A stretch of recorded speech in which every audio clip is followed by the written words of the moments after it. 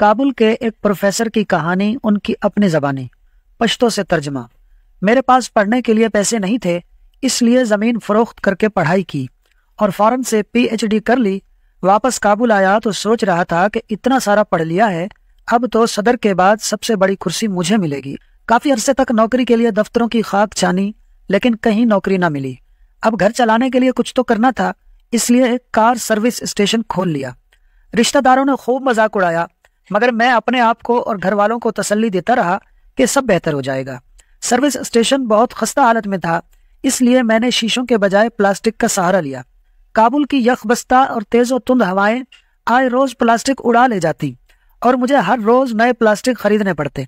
چچا زاد بھائیوں کو میرے نئے کام سے کافی راحت ملتی تھی۔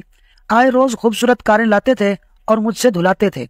اگرچہ میرے ساتھ اور بھی لوگ کام کرتے تھے، مگر ان کی کاریں ہمیشہ میں خود ہی صاف کرتا تھا۔ وہ سردی کا موسم تھا، کابل کی یخ بستہ ہوائیں جسم کے آر پار گزرتی تھی۔ میں پلاسٹک والی کھڑکی سے باہر کا منظر دیکھ رہا تھا۔ چچا زاد آئے، گاڑی کھڑی کی اور صفائی کرنے کو کہا۔ گاڑی اندر سے پوری طرح گوبر اور گھاس سے بھری پڑی تھی۔ خدا جانے کیا ماجرا تھا، مگر میرا گمان یہ تھا کہ یہ انہوں نے خود ہی جان بوجھ کر گندی کی ہے تاکہ میں صاف کروں اور وہ دیکھ کر سکون پا سکیں۔ میرے ساتھ کام کرنے والے گاڑی کی طرف لپکے تو میں نے انہیں منع کر دیا۔ مطلب یہ تھا کہ چچا زاد بھائی صرف اس لیے آتے ہیں کہ مجھے صفائی کرتے ہوئے دیکھیں۔ میں نے بھائی کو بٹھایا اور ان کے لیے چائے کا آرڈر دیا اور خود گاڑی کو واش کرنے لگا۔ کام بہت سخت تھا، میری آنکھوں میں آنسو آ گئے، مگر میں کام کرتا رہا اور ان کی گندی گاڑی کو صاف کرتا رہا۔ چچا زاد بھائی چائے کا کپ ہاتھ میں پکڑے ہوئے باہر آئے اور کہنے لگے، اچھی طرح صاف کرو۔ اگر سچ پوچھیے تو اس وقت میری حالت بہت ہی کٹھن تھی، مگر میں نہیں چاہتا تھا کہ بھائی کی امیدوں پر پانی پھیروں۔ کچھ دنوں بعد میں نے ایک کار اچھی طرح دھوئی۔ کار کا مالک کافی مضطرب تھا۔ میں نے سوچا شاید گاڑی اچھی طرح صاف نہیں ہوئی ہے۔ میں نے پوچھا، بھائی کیا بات ہے، آپ اتنے پریشان کیوں ہیں؟ انہوں نے کہا، میں طالب علم ہوں اور میرا امتحان ہے۔ اتفاق کی بات یہ تھی کہ وہ معاشیات کا طالب علم تھا اور دوسری طرف میں نے معاشیات میں PhD کر رکھی تھی۔ میں نے پوچھا، کس مضمون کا پرچہ ہے؟ انہوں نے کہا، اکاؤنٹنگ۔ میں نے کہا، آپ سامنے اس روم میں جائیں، میں آتا ہوں۔ میں نے انہیں 6 ماہ کا سبق 15 منٹ میں سمجھا دیا۔ انہوں نے کہا، وہ گاڑی آپ نے دھوئی ہے؟ میں نے کہا، جی ہاں، میں نے دھوئی ہے۔ میں نے انہیں اپنی پڑھائی کے بارے میں بتایا تو وہ حیران رہ گئے۔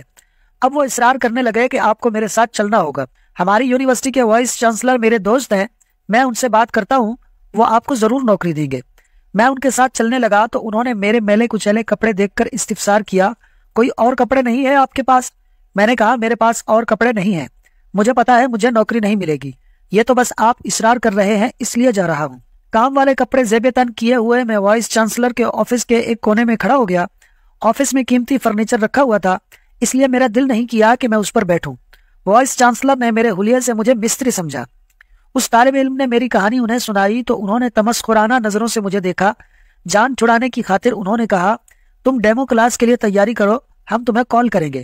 میں نے کہا، میں ابھی بھی ڈیمو کے لیے تیار ہوں۔ انہیں میرا یہ انداز اچھا نہ لگا، مگر پھر بھی انہوں نے فون اٹھایا اور کہا، سب ٹیچرز اور اسٹوڈنٹس کو ہال میں جمع کرو اور کہو کہ ڈیمو کلاس ہے۔ انہوں نے مجھے ایک مارکر پکڑایا تو میں نے 2 مارکر اور مانگ لیے۔ ہال پوری طرح بھرا ہوا تھا۔ میں نے سلام کیا تو خاطر خواہ جواب نہ ملا، الٹا سب لوگ میرے کپڑے دیکھ کر مسکرانے لگے۔ حکم ہوا، آپ ڈیمو شروع کریں۔